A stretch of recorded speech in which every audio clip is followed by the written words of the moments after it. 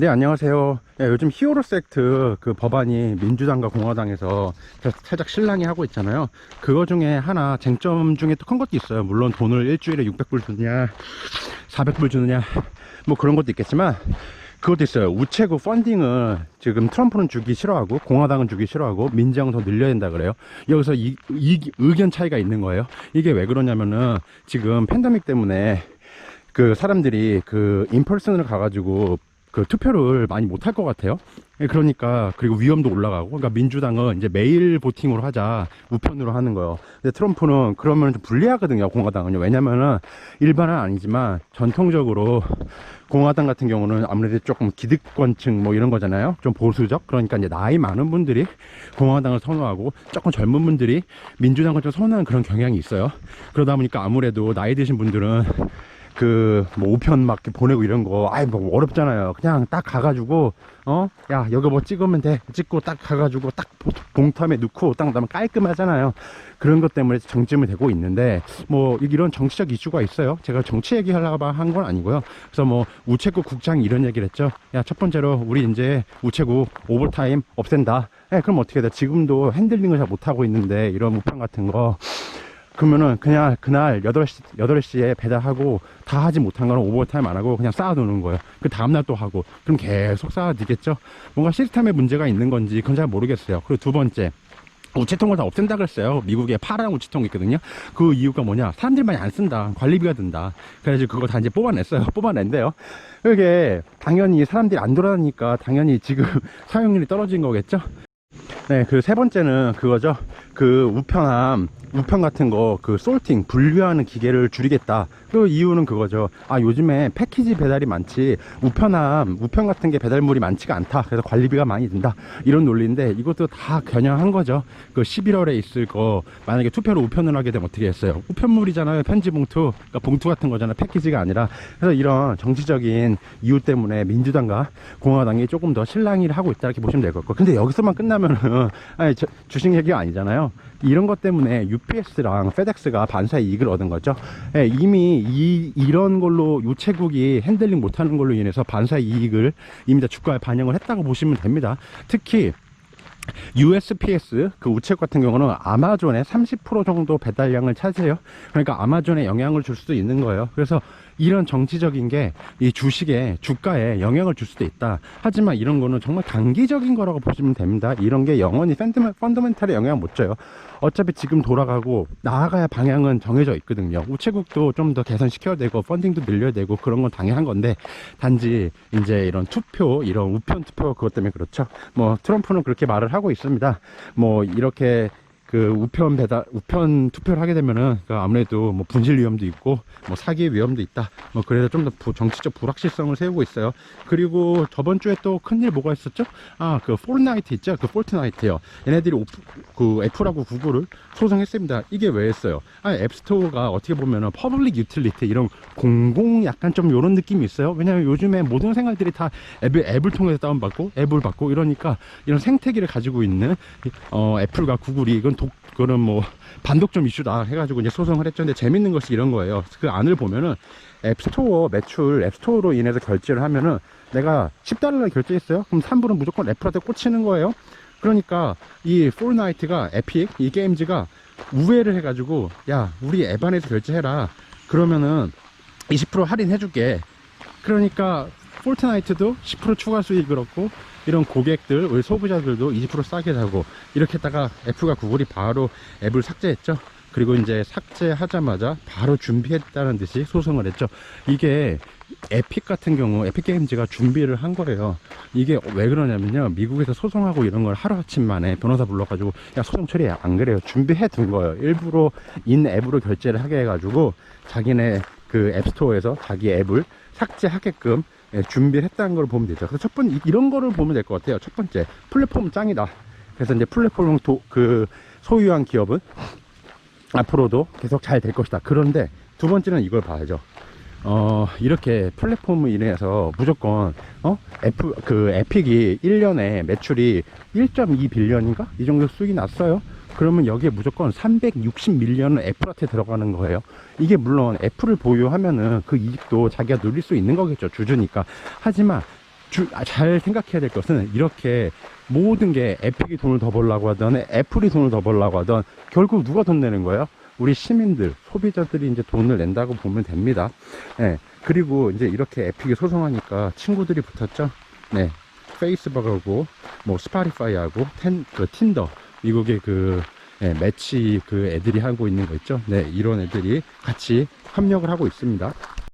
그래서 이런 것들을 잘 생각해 봐야 돼요. 이게 무조건 애플이 돈 번다고 나는 애플 주주야 짱이야 이렇게 하는 거, 우리도 어차피 다 앱을 통해 가지고 생활을 하고 앱에서 모든 게 다 지금 많은 부분 이루어져 있거든요. 그래서 이런 공공 필수 소비자라고 볼 수 있는 퍼블릭 유틸리티라고 볼 수 있죠.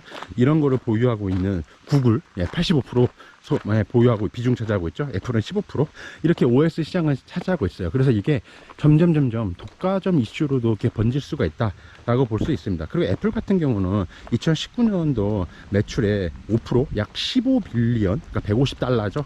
요게 지금 이 서비스 에서 매출이 나왔죠. 이 앱스토어요. 앱스토어에서 나왔기 때문에 애플 같은 경우도 이거를 참 놓치고 싶지가 않을 겁니다.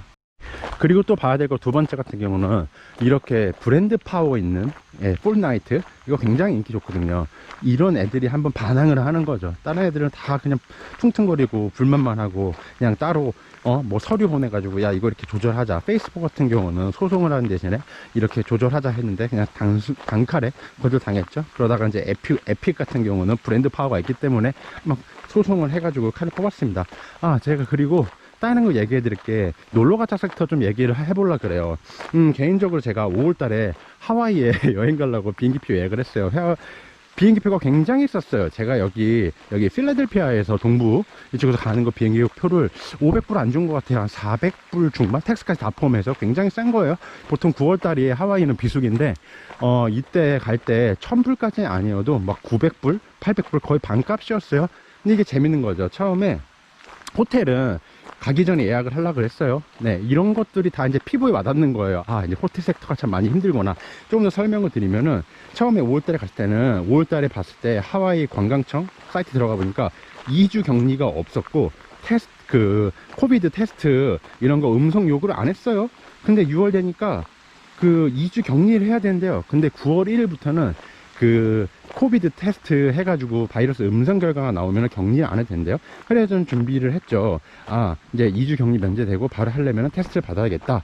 그리고 도착 시점 안에서 3일 안에 결과여야 돼요. 그래가지고 이제 테스트 받아야겠다 해가지고 뭐 알아보니까 CBS 같은 데서 테스트를 받을 수 있더라고요. 네, 그래가지고 그때 보니까 CBS는 한 2일에서 3일 있다가 결과가 나온다 그랬어요. 그래서 혹시 모르니까 한 2번에서 3번 정도 받자라고 이제 생각을 했죠. 네. 근데 이게 시간이 점점 지나니까 CBS 같은 경우도 한 6일에서 10일 정도 테스팅 결과가 나온대요. 그래서 이제 점점 불안한 거죠. 이제 3번을 안 받고 한 5번에서 한 10번 정도 받아야겠다. 저 하와이에 1000번도 안 가봐서 되게 많이 가보고 싶었거든요. 그래서 그렇게 좀 생각을 했죠. 근데 테스트 받으려고 이제 CBS 홈페이지를 가봤어요. 되게 충격적인 사실. 이 스왑을 어떻게 보면 트레이닝 받은 사람이 콧구멍에다 쑤셔 넣어야 되거든요. 정확히 한 뭐 2인치 이 중간 지점까지요. 근데 이거를 코비드 테스팅 센터에서 안 해준대요. 대신 해줄 사람 데리고 오던가 네가 잘 느래요.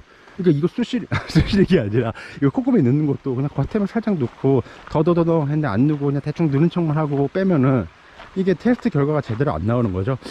이런 걸 보면은 이게 뭔가 이거 진짜 막장이구나 이런 생각이 들죠. 물론 모든 병원들이 다 그렇게 하는 건 아니에요. 그리고 펜실베니아 같은 경우는 병원에도 뭔가 증상이 있거나 뭐 이런 게 있어야 돼요. 그냥 나 가가지고 응급실이라든가 병원 가서 야 나 증상 없는데 그냥 테스트 한번 받고 싶어 그러면 테스트를 못 받아요. 그래서 참 그렇다. 근데 결정적으로 제가 하와이를 못 가게 된 이유는 그겁니다. 며칠 안 됐어요. 저번 주인가 제가 딱 이건 못 간다. 하와이에서 바닷가랑 공원을 클로징 했어요. 그럼 뭐해? 가가지고 리조트 가가지고 뭐 호캉스 하러 가요, 하와이를? 그러니까 못 가는 거죠. 자, 여기 봐야 될 게 이런 거예요. 제가 예전에 호텔 리츠에 투자하는 당신에게는 제목으로 영상을 올렸어요. 네, 거기서 제가 투자하는 종목도 있는데 회사가 있는데 이 회사 같은 경우는 하와이의 비중이 25%입니다. 자, 이렇게 연결되는 거죠. 이 놀러가자 섹터가 많이 힘들겠구나. 미국은 최소한. 한국 같은 경우는 국내 여행으로 무슨 펜션이라든가 무슨 막 어디 뭐 이렇게 유명한 휴양지 같은데 사람이 가득가득 차잖아요. 자, 미국의 휴양지 유명한 게 플로리다, 그리고 뉴올리언즈, 그리고 뭐 저기 버지니아 비치, 그리고 또 뭐 하와이, 뭐 이 정도 되겠죠. 뭐 알래스카도 갈 수 있고요. 근데 일단 하와이에서는 오지 말라는 거예요. 바닷가 문을 닫다는 거. 그리고 어제도 아쉬워서 혹시 변할까 해서 그 인터넷 쪽 검색해 보니까 이 하와이 같은 경우, 예, 그 사이테이션 그런 티켓 같은 거를 엄청 발부했대요. 그러니까 이런 거를 보면은 아, 이거 쉽지 않다. 그리고 한국과 이게 똑같이 보면은 좀 안 된다, 이렇게 보시면 될 것 같습니다. 예, 그리고 또 항공사에서 연락이 왔어요. 때마침 지금 기존 운항편이 되게 시간이 필라델피아에서는 일단 한 번에 가는 게 없어요.